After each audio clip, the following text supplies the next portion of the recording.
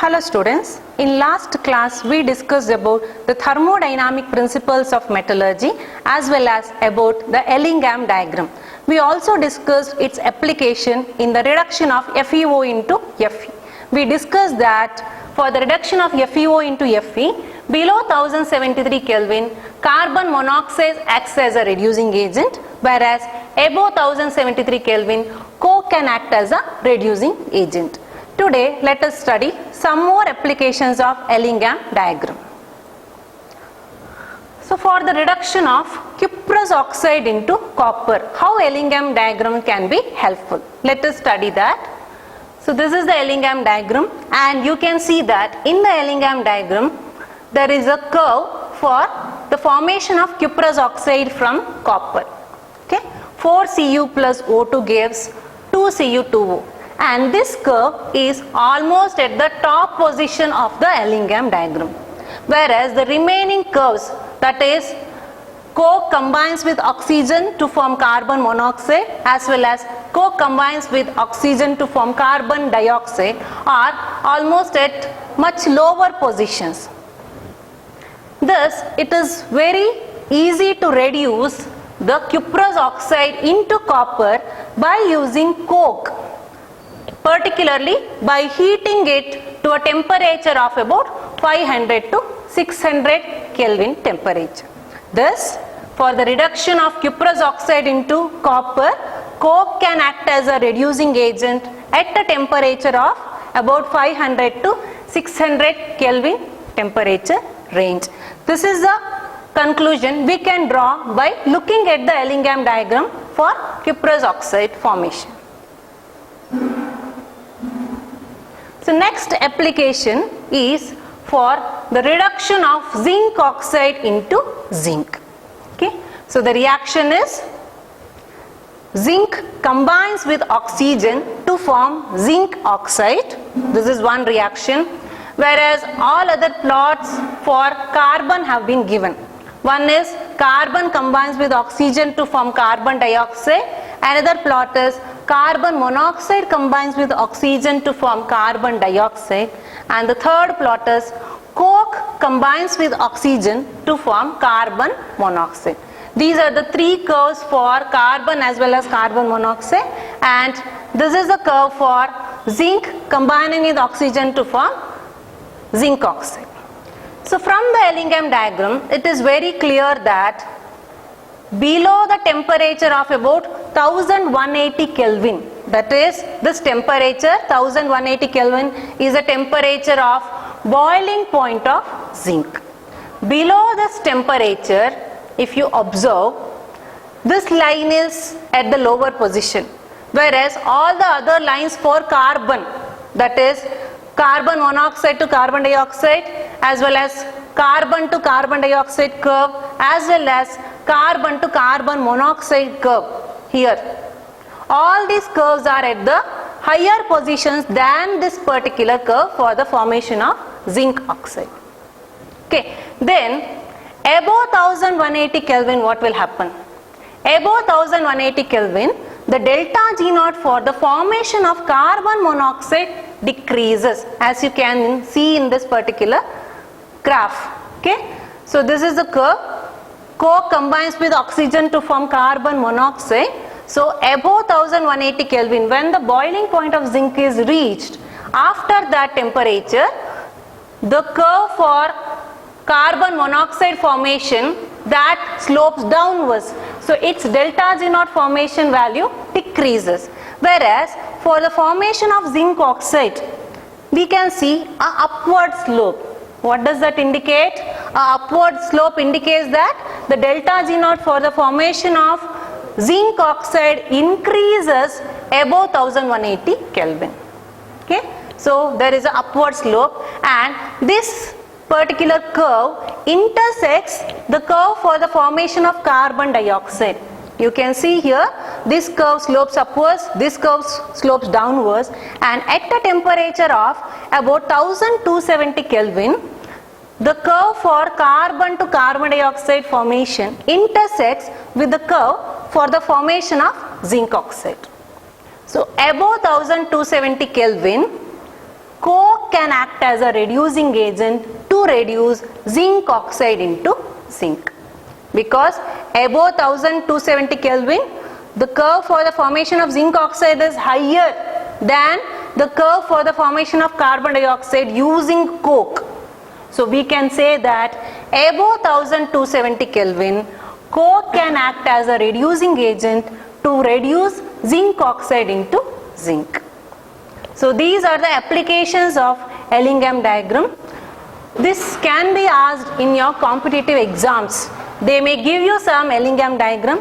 They may ask you to predict the particular reducing agent to reduce a suitable metal in that. So by looking at the Ellingham diagram, you should be able to say which is acting as a better reducing agent. Already we have discussed in the salient features. Whenever the curve is at the lower positions, that particular metal can act as a reducing agent to reduce a metal oxide which is above that. Or whichever metal is at the lower position can act as a reducing agent. It can easily undergo oxidation. So by using those salient features, you should be able to predict the reduction of particular metal oxide into particular metal. Let us see some more examples in this particular respect. So these are the in-text questions given in your NCERT textbook. So first question is, suggest a condition under which magnesium could reduce alumina. Suggest a condition under which magnesium could reduce alumina. So when these kind of questions are given, first you should be able to write the equations for them. So how to write the equations? Now let us see how to write the equations first. Students, you have to first write the two equations for the formation of respective metal oxides. First equation is aluminium combines with oxygen to form alumina. Aluminium combines with oxygen to form alumina.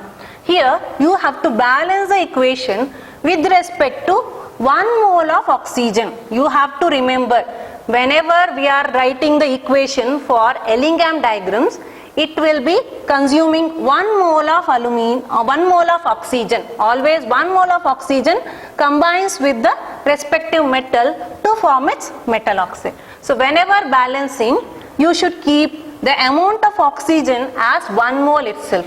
Accordingly, you should balance all other elements. So after balancing, we will get this equation: 4/3 Al plus O2 gives 2/3 Al2O3. Al2O3 is alumina. This is first equation.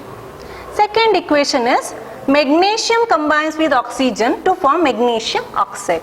Again, the amount of oxygen should be kept as 1 mole itself, that is O2. So 2 Mg plus O2 gives 2 MgO. This is the balanced equation. Now the question is whether magnesium can reduce alumina. So what is the required overall reaction? Alumina combines with magnesium to form magnesium oxide and produces aluminium. So alumina undergoes reduction. Alumina undergoes reduction to form aluminium, whereas magnesium undergoes oxidation to form magnesium oxide. Again, these equations should be properly balanced. So you will get 2/3 Al2O3 plus 2 Mg gives 2 MgO plus 4/3 Al. This is a balanced required equation. When we observe the Ellingham diagram for their oxides, this is magnesium combines with oxygen to form magnesium oxide, and this is the curve for aluminium combining with oxygen to form alumina. And these two curves intersect at a point named as A. So the two curves intersect at a point named as A. So that means below that particular temperature range, magnesium curve, magnesium for forming magnesium oxide curve is at the lower position than aluminium combining with oxygen to form alumina. So whichever is at lower position can act as a reducing agent. Thus, below this particular temperature range, magnesium can reduce alumina into aluminium. But after this particular temperature range is reached, then we can observe that the curve for magnesium oxide is at upper position than the curve for the formation of alumina. So only up to this particular point the magnesium can act as a reducing agent to reduce alumina into aluminium, and at this particular temperature range the delta G naught from curves for both the curves become equal to 0. Yes, next in-text question is, although thermodynamically feasible in practice, magnesium metal is not used for the reduction of alumina in the metallurgy of aluminium. Why? The question is, although thermodynamically feasible in practice, magnesium metal is not used for the reduction of alumina in the metallurgy of aluminium. Why? So just now we have seen the Ellingham diagram and we concluded that below the point A, magnesium can act as a reducing agent to reduce alumina into aluminium. But still, in industrial scale, it is not followed. The reason is, in the industrial scale, when it is done, the process becomes uneconomical. So in the metallurgical process, we have to take care of the thermodynamic feasibility as well as the economic conditions, because we are performing the reaction in the industrial scale. So in the industrial scale, since the reaction is uneconomical, it is not used to reduce the alumina into aluminium. That is the answer to the given question. So third in-text question given is, why is a reduction of a metal oxide easier if the metal formed is in the liquid state at a temperature of reduction? I repeat, why is a reduction of a metal oxide easier if the metal formed is in liquid state at the temperature of reduction? So what is the required equation? Any metal oxide which is at the solid state is converted into liquid metal according to the given question. Now metal is converted in the liquid state, along with that oxygen gas is released. So when we observe this particular equation, when we see the delta S value, what is delta S value? It is a change in entropy. Usually it is decided by the gaseous products or gaseous reactant, as well as to little extent it is also decided by the liquid phases which are present. You know that solids are having least entropy value, then liquids are having little bit higher entropy than solids, and gases are having highest value for entropy or randomness. So when we see the delta S value, that is change in entropy for product minus entropy value for the reactants, here metal is in the liquid state which is having higher entropy than the solid, plus oxygen is a gas which is also having higher entropy value than the reactant which is a solid. So delta S value becomes positive.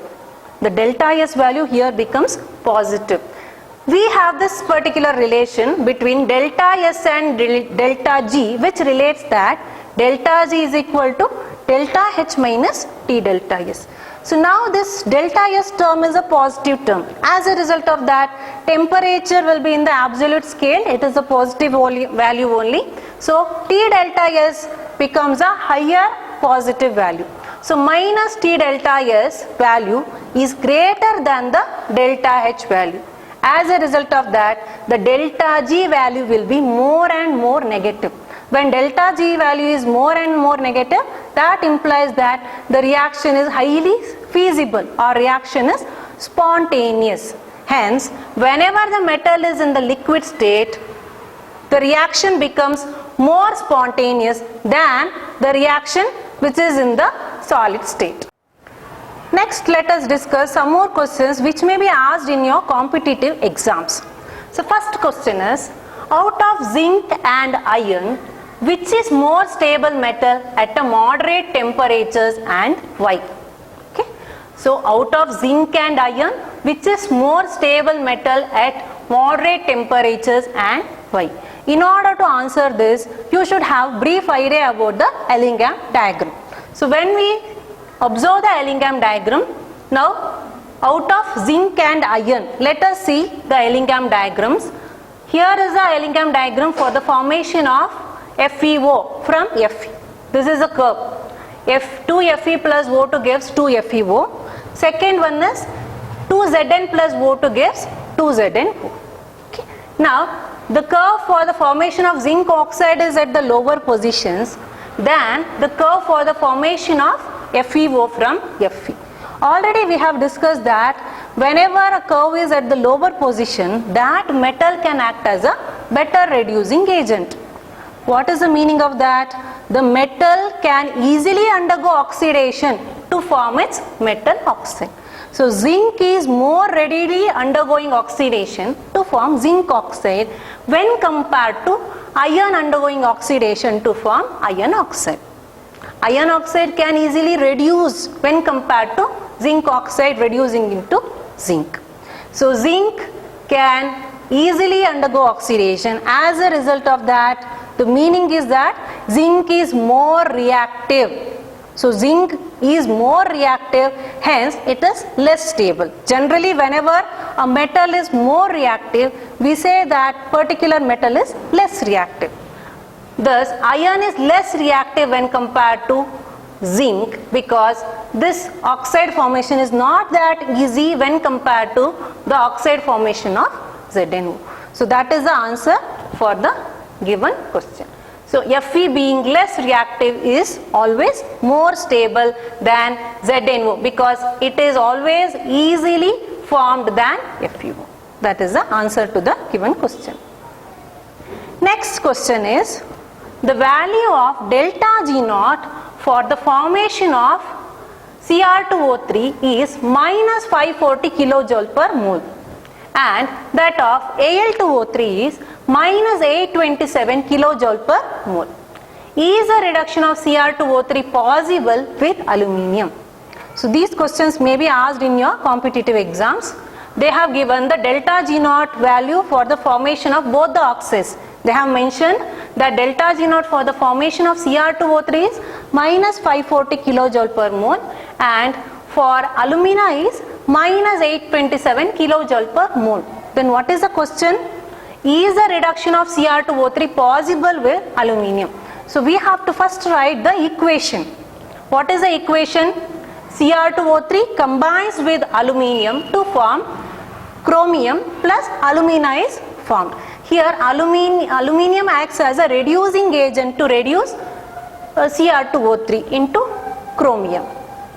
You have to balance this particular equation. Next, since delta G naught values are given, we have to calculate the overall delta G naught for the entire reaction. Overall delta G naught value for the reaction is given by delta G naught value for the products minus delta G naught value for the reactants. Delta G naught value for the products minus delta G naught value for the reactants gives us the overall delta G naught value for the entire reaction. Here a metal in its most stable state will be generally having 0 value for delta G naught. Standard free energy change value will be 0. Hence for chromium and aluminium their delta G naught values are considered as 0. Then what is remaining in the product side? It is only alumina. For alumina they have given the delta G naught value as minus 827 kilojoule per mole. So that we are considering here delta G naught for the formation of alumina minus what is the reactant? Here Cr2O3. Delta G naught for the formation of Cr2O3 is taken. So what is the value? You have to substitute. Here it is minus 827 minus 540. Okay. So this is minus because product minus reactants we are doing. Minus 540 is the value given in the question itself. So overall value becomes minus 287 kilojoule per mole. So that is the value for the entire delta G naught for the reaction, this particular reaction. Then what do we conclude? Here the delta G naught for the reaction is negative value. It is minus 287 kilojoule per mole. Since it is a negative value, the reaction is feasible. Okay? Reaction can readily take place and the reaction is feasible. Hence, aluminium can act as a reducing agent to reduce Cr2O3 into chromium. That is the answer. Similar questions may be asked in your competitive exams. You should be able to solve it in the similar methods. Yes students, till now we discussed about the applications of Ellingham diagram. Now let us discuss about the extraction of iron from hematite ore. So chief ore of iron is hematite. Along with that it has got other ores like magnetite, siderite, etc. Here for the reduction of iron oxide into iron, generally the ore taken is hematite. Okay. So we have discussed the various steps. First step is the concentration of the ore. Here the ore is concentrated by gravity separation technique. Initially the ore is crushed and powdered, and that powdered ore is finally concentrated by gravity separation or hydraulic washing technique. We have already discussed it in detail.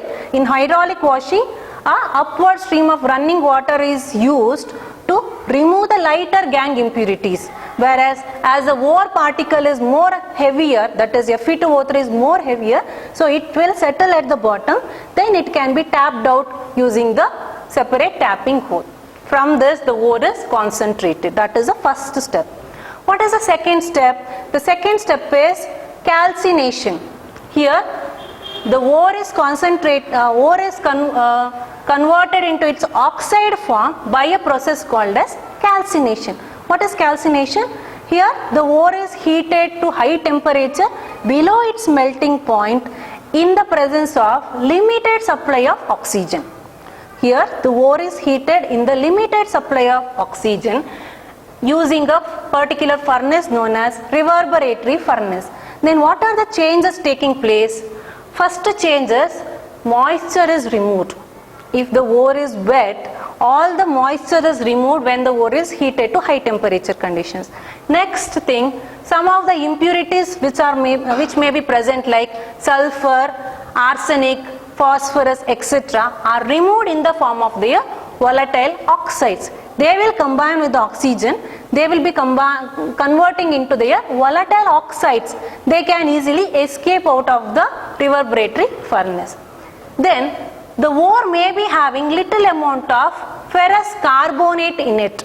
If there is any carbonate ore, then it is converted into its oxide form. So ferrous carbonate, which is also known as siderite, it is converted into ferrous oxide and carbon dioxide. Next step, the ferrous oxide combines with more oxygen to form ferric oxide or hematite.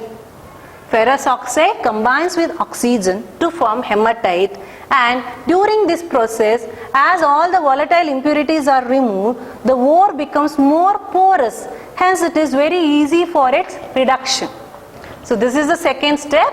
In calcination, the ore is heated to high temperature below its melting point in the presence of limited supply of oxygen to convert any carbonate form of the ore into its oxide form, as well as to remove all other impurities in the form of their volatile oxides.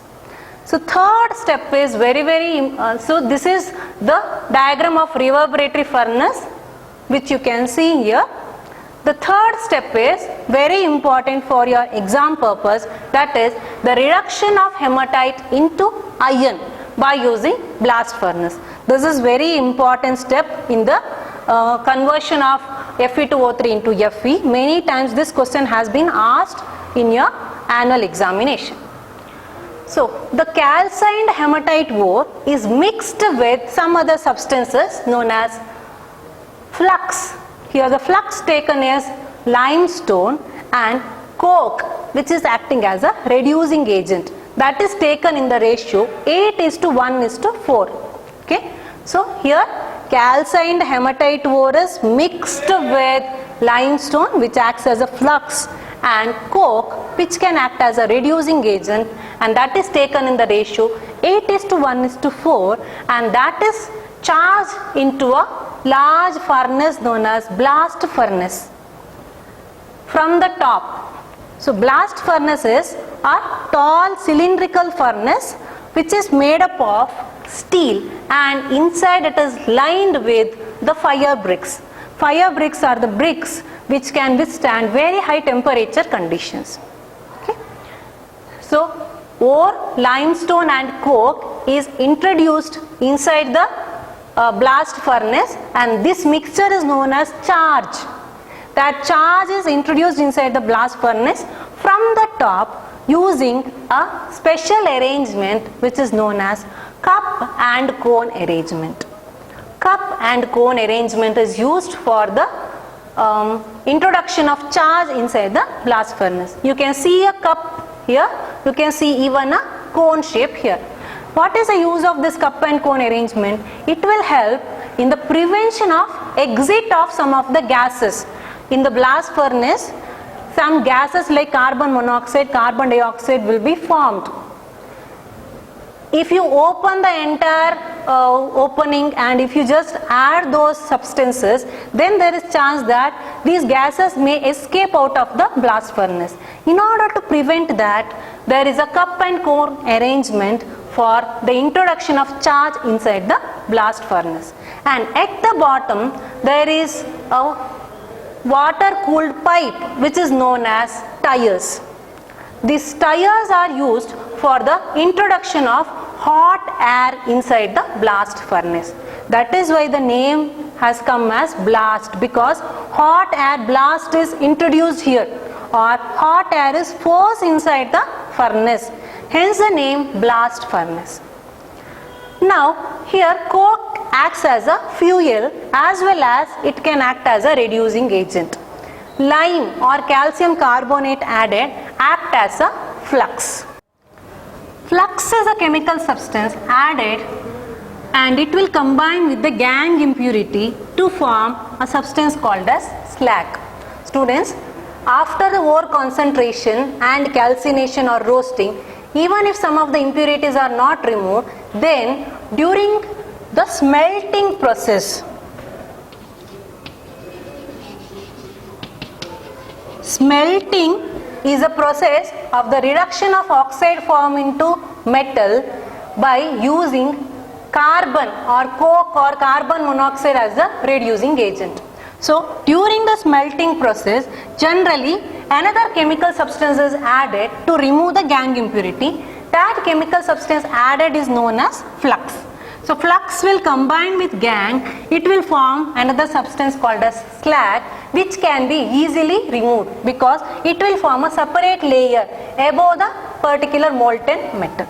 And based on their nature, there are two types of flux. One is acidic flux and the second one is basic flux. Acidic flux is generally used whenever the impurity is basic. For example, in the extraction of copper, FeO is the gangue impurity.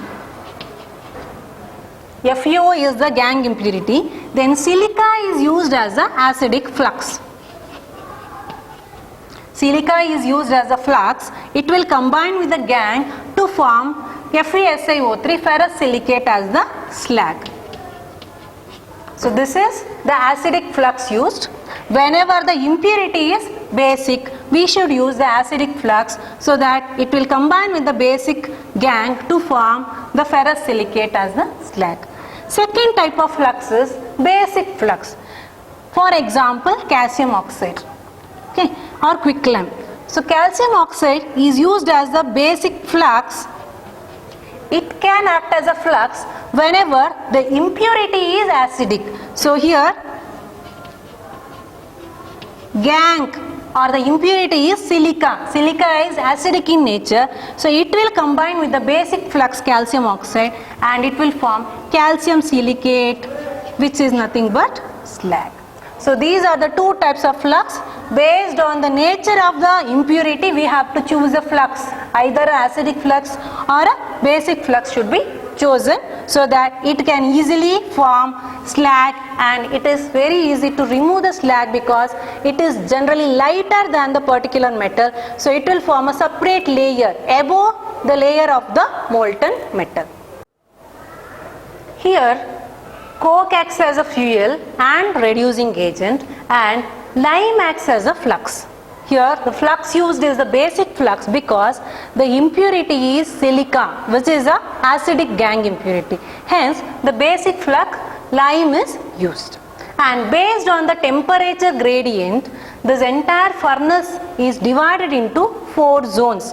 Based on the temperature gradient, the entire furnace is divided into 4 zones, namely at the bottom there is a zone called as zone of combustion.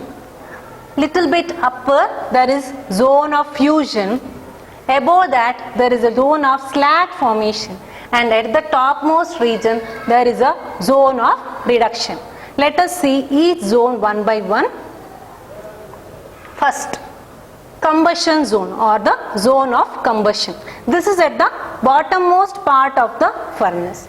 In this particular part, the coke burns with the hot air which is sent through the tires. Okay, coke burns with the hot air sent through the tires, and it will produce the carbon dioxide. This is a reaction. Carbon combines with oxygen. Carbon is nothing but coke.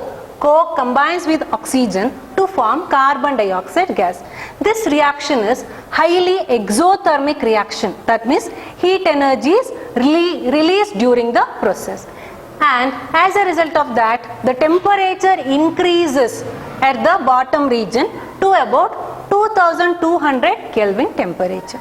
So at the bottom range, the temperature is very high to a range of 2200 Kelvin because coke combines with oxygen to form carbon dioxide and it releases large amount of heat energy, and this is the exothermic reaction.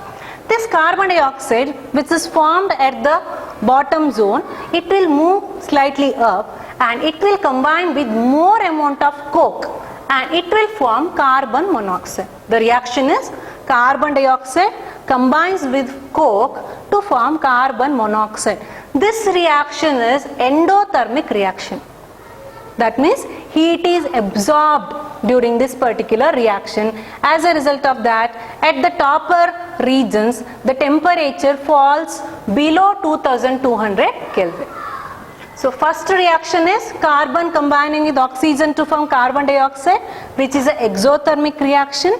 Next reaction is carbon dioxide combining with coke to form carbon monoxide, which is an endothermic reaction. As a result of that, the temperature falls down at the upper regions. Next zone let us study is the reduction zone. That is at the topmost region of the furnace. When you see the furnace, at the topmost region, the zone is called as zone of reduction. Next let us see the chemical reactions which are taking place in this particular zone. So again it is divided into 2 zones based on the temperature. At around 500 to 800 Kelvin temperature, the following reactions will take place, and carbon monoxide which is formed at the bottom region, it will combine with the iron oxides. Different iron oxides are given here. One is hematite, another one is magnetite. Hematite initially combines with carbon monoxide and it will form magnetite and carbon dioxide gas. Hematite combines with carbon monoxide, it will form Fe3O4, that is magnetite, and carbon dioxide is released. This magnetite further combines with carbon monoxide and it will reduce into iron. So magnetite is reduced into iron by carbon monoxide, as well as carbon dioxide is released. Another possible reaction is hematite combines with carbon monoxide and it will form ferrous oxide, that is FeO, plus carbon dioxide is released. So these are the 3 possible reactions. First reaction is hematite combining with carbon monoxide to form magnetite and releasing carbon dioxide. Second reaction is magnetite combining with carbon monoxide to form iron. Here is the reduction reaction and it will form carbon dioxide. Third reaction is hematite combining with carbon monoxide, it will form ferrous oxide and carbon dioxide.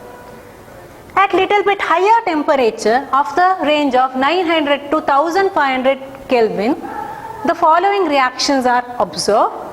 first reaction is coke combining with carbon dioxide to form carbon monoxide, which we already discussed.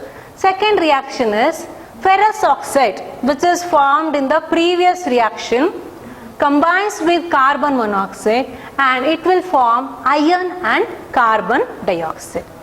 So here ferrous oxide combines with carbon monoxide and it will form iron and carbon dioxide.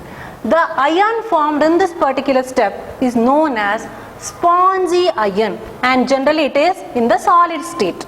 As the temperature will be slightly lower, it will be in the solid state and it is named as spongy iron. Next zone is slag formation zone. The temperature range is of about 1270 Kelvin. So this zone is after the zone of reduction. Okay, so here it is present in the middle of the furnace. Limestone is added as a flux here that decomposes first to give calcium oxide or quicklime. Calcium carbonate or limestone decomposes to give calcium oxide plus carbon dioxide. Calcium oxide is also known as quicklime. This calcium oxide acts as a flux that combines with the silica, which is the gangue. Here the gangue is acidic in nature, hence basic flux calcium oxide is used. Calcium oxide combines with silica to form calcium silicate, which is known as slag. This slag is in the molten state because the temperature will be higher and it is forming a separate layer above the layer of the iron. So slag will be lighter than the layer of the iron. So slag forms a separate layer above the layer of the iron. Okay. So that is the reaction taking place in the slag formation zone. Next zone remaining is the zone of fusion, or it is also known as fusion zone. It is at the temperature of about 1570 Kelvin. It is at the temperature of about 1570 Kelvin and this zone is below the zone of slag formation and above the zone of combustion. So in this particular temperature range of about 1570 Kelvin, this zone is called as zone of fusion. This is zone of slag formation, this is a zone of reduction, here is a zone of combustion. Now we are discussing about the zone of fusion. So as the spongy iron enters this particular zone, as the temperature will be slightly higher, the iron initially melts. When it melts, it even combines with some of other impurities like carbon, silicon, phosphorus, manganese, sulfur, etc. So these impurities dissolve in the spongy iron and makes the iron impure. Okay, so spongy iron, when it reaches the fusion zone, melts, as well as it will dissolve some of other impurities like carbon, silicon, phosphorus, manganese, etc. and hence the iron will become impure. Another reaction taking place is if there is any FeO left over, that combines with coke and it will form iron and carbon monoxide. Students, last class we discussed about the usage of coke and carbon monoxide as a reducing agent. We discussed that at lower temperatures carbon monoxide can act as a reducing agent, and those reactions you have already seen. So now this is the usage of coke as a reducing agent, which is taking place at higher temperature conditions, where coke reduces FeO into Fe and carbon monoxide is formed. Now both molten iron and molten slag collect at the bottom of the furnace, but they will not mix with each other. They will form two separate layers. Top layer is the layer of molten slag and the bottom layer is the layer of molten iron, as you can see in this diagram. So this is a layer of molten slag, here is a layer of molten iron. Both of them are removed separately by using two different outlets. So from the top layer the molten slag is removed, then at the bottom molten iron is removed. Then this molten iron is allowed to solidify in certain molds. Generally sand molds are used, which are named as pigs. And hence the iron obtained after solidification is known as pig iron. Important question for 1 mark. What is pig iron? What is its composition can be asked.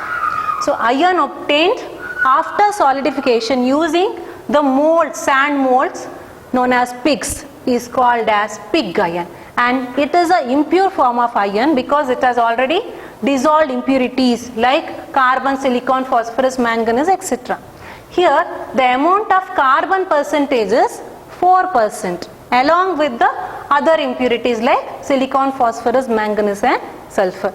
This question was asked in one of the previous question papers.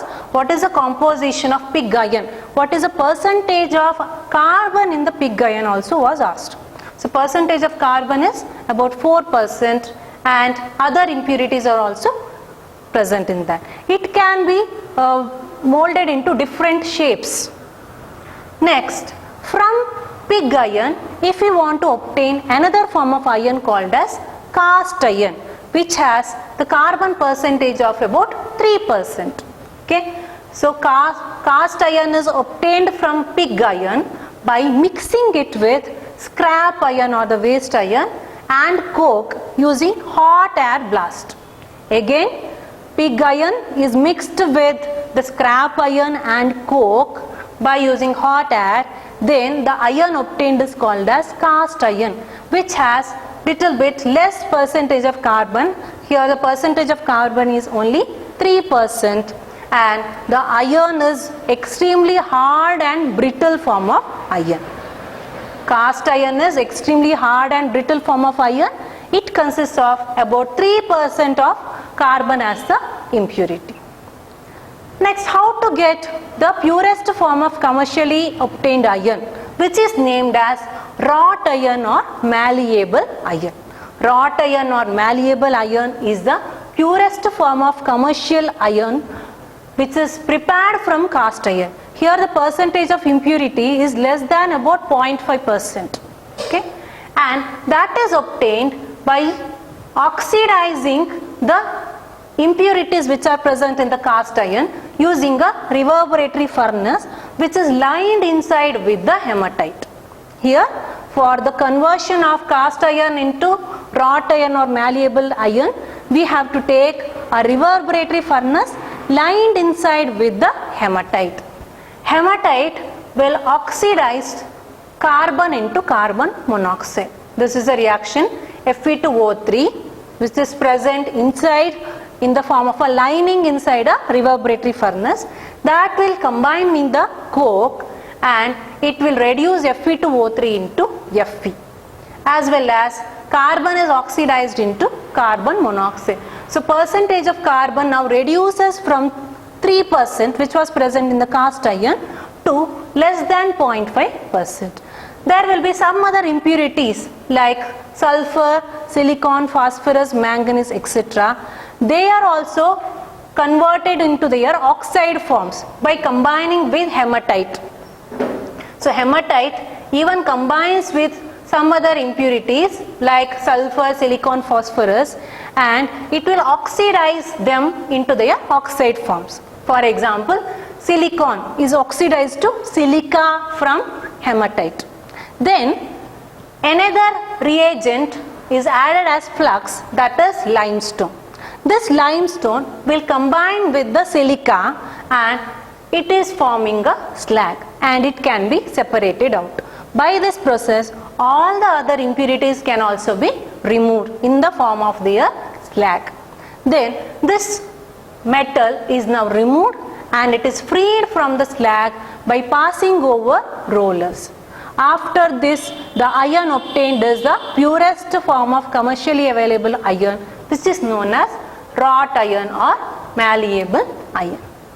You have to note one important thing here. It may be asked in the exam. So in the extraction of iron below 1073 Kelvin, carbon monoxide is used as a reducing agent, and above 1073 Kelvin, coke is used as a reducing agent. Okay students, these are the various reactions which are observed in various zones of the blast furnace.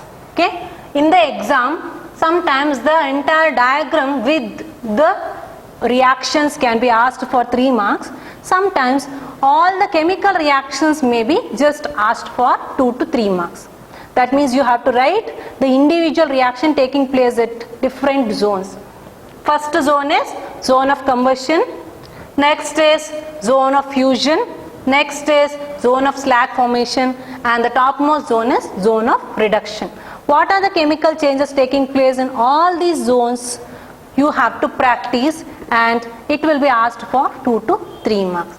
Students, in today's class we have discussed about the applications of Ellingham diagram as well as the reduction of hematite into iron using blast furnace.